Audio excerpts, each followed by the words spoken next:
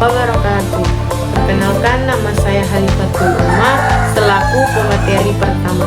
Pada video ini saya akan menyampaikan pembukaan serta gambaran awal mengenai model spiral dalam rekayasa perangkat lunak. Nah, materi ini akan membahas tentang latar belakang dan pengertian singkat model spiral sebelum dilanjutkan ke pembahasan berikutnya oleh rekan saya.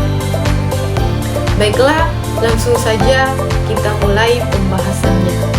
Dalam pengembangan perangkat lunak itu terdapat berbagai model proses yang digunakan untuk membantu pengembangan yang menghasilkan sistem yang berkualitas. Salah satunya itu model yang cukup dikenal adalah model waterfall. Namun, model ini memiliki kelemahan karena bersifat kaku dan sulit menyesuaikan perubahan kebutuhan. Oleh karena itu, muncul model spiral yang diperkenalkan oleh Barry Bohm pada tahun 1988.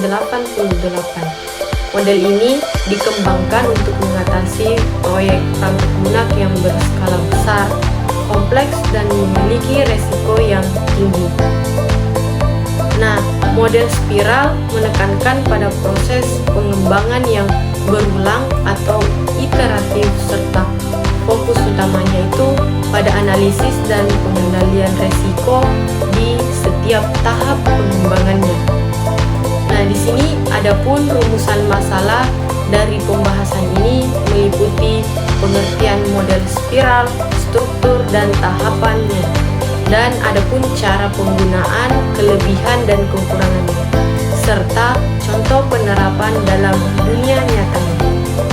Nah, tujuan dari pembahasan ini adalah agar kita dapat memahami konsep model spiral serta mengetahui kapan dan bagaimana model ini tepat digunakan dalam mengembangkan perangkat lunak.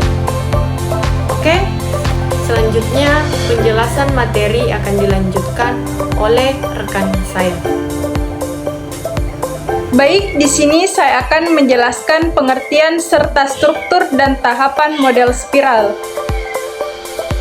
Model spiral merupakan gabungan dari dua model pengembangan perangkat lunak, yaitu model waterfall dan model prototyping.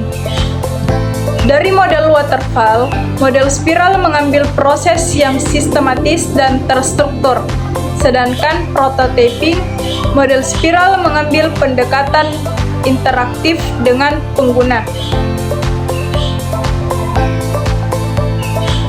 Model ini digambarkan berbentuk spiral yang terdiri dari beberapa putaran. Setiap putaran mewakili satu siklus pengembangan perangkat lunak. Jumlah putaran ditentukan secara pasti karena disesuaikan dengan kebutuhan dan tingkat risiko proyek. Dalam setiap putaran spiral, terdapat 4 tahapan utama. Yang pertama adalah identifikasi dan pemahaman kebutuhan yang dimana pengembangan menentukan tujuan sistem, mengumpulkan kebutuhan pengguna, serta mencari solusi alternatif.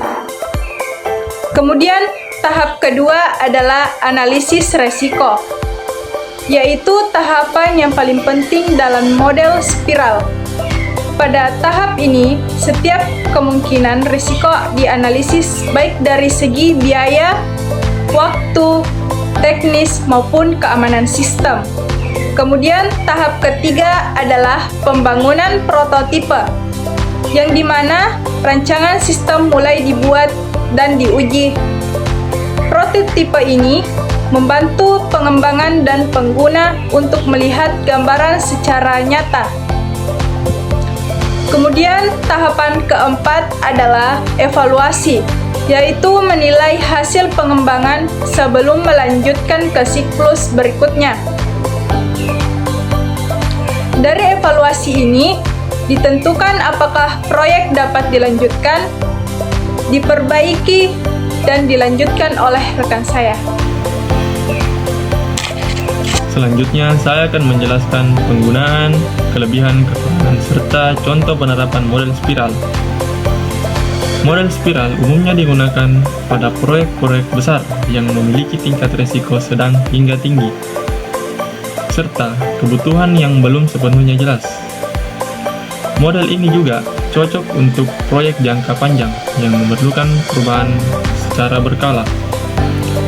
Adapun kelebihan model spiral antara lain mampu mengelola risiko dengan baik, fleksibel terhadap perubahan kebutuhan, meningkatkan kualitas perangkat lunak, serta melibatkan pengguna dalam proses pengembangan. Namun, model spiral juga memiliki beberapa kekurangan, seperti biaya yang relatif mahal, proses yang kompleks, membutuhkan waktu yang cukup lama, serta memerlukan keahlian khusus untuk analisis risiko. Adapun contoh penerapan model spiral yang dapat ditemukan pada pengembangan aplikasi mobile, game, sistem e-commerce, sistem kesehatan, hingga proyek luar angkasa. Pada proyek-proyek tersebut, sistem dikembangkan secara tahap dengan evaluasi berulang untuk memastikan kualitas dan keamanannya. Adapun kesimpulannya, model spiral merupakan model pengembangan perangkat lunak yang sangat efektif untuk proyek besar dan kompleks karena menekankan pada evaluasi dan pengendalian risiko di setiap tahap. Terima kasih. Demikian materi kami sampaikan. Semoga materi ini bermanfaat. Lebih dan kurangnya mohon dimaafkan. Kami